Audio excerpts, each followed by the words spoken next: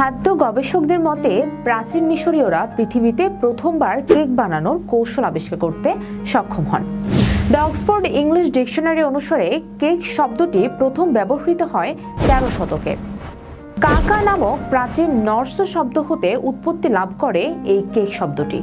মধ্যযুগীয় ইউরোপবাসীও কেক তৈরি করতে পারত। আপনি কি কেক নামটি কখনো শুনেছেন?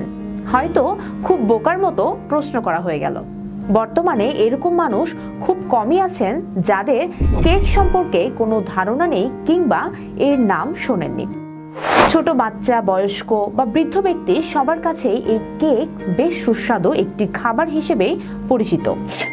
Vanilla, chocolate, strawberry, black forest, red velvet, banana এবং আরও ভিন্ন ভিন্ন ফ্লেভারের কেক দিয়ে ভরা থাকে বিভিন্ন কেকের দোকান, যেখান থেকে সহজেই আপনি আপনার পছন্দের কেক বাছাই করে নিতে পারেন।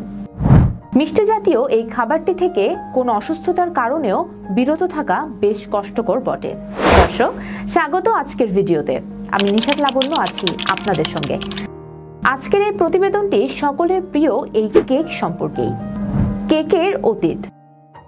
ইতিহাসের পাতা খুলে দেখা যায় এখনকার কেক এবং প্রাচীন যুগের কেকের মধ্যে খুব কম মিলই রয়েছে। আগের দিনের কেকগুলো অনেকটা পাউরুটির মতো ছিল, আর কেককে মিষ্টি করার জন্য উপরে মধু দেওয়া হতো। মাঝে মাঝে একে আকর্ষণীয় ও আরও সুস্বাদু করার উদ্দেশ্যে বাদাম বা ড্রাই ফ্রুটস দেওয়া হতো। খাদ্য গবেষকদের মতে প্রাচীন মিশরীয়রা পৃথিবীতে প্রথমবার কেক বানানোর কৌশল আবিষ্কার করতে সক্ষম হন।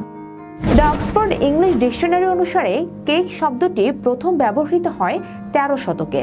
কাকা নামক প্রাচীন নর্স শব্দ হতে উৎপত্তি লাভ করে এই কেক শব্দটি।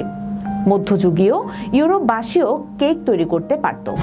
তারা মূলত ফ্রুট কেক এবং জিঞ্জার ব্রেড বানানোর ক্ষেত্রে নিজেদের দক্ষতা প্রকাশ করতে সক্ষম হয়, আর এইসব কেক কয়েক মাস পর্যন্ত সংরক্ষণ করা যেত।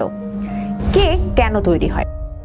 প্রাচীনকাল থেকেই কেক বিভিন্ন ধর্মীয় অনুষ্ঠানগুলোতে ব্যবহার করা হয়, এজন্য এদের আকারও সেই অনুসারে ভিন্ন ভিন্ন হতে থাকে। এখনো বিভিন্ন উপলক্ষে যেমন জন্মদিন, বিয়ে বা বিশেষ কোনো দিনে কেক পরিবেশন করা হয়ে থাকে। অনেকে আবার নিজেই আপনজনদের জন্য এই কেক তৈরির কাজটি করে থাকেন। একসময় যখন চিনির মিহি গুঁড়ো, মশলা, বাদাম এবং ড্রাই ফ্রুটস দামি ছিল, তখন কাউকে বিশেষ সম্মান প্রদর্শনের একটি পথ ছিল এই কেকের পরিবেশন।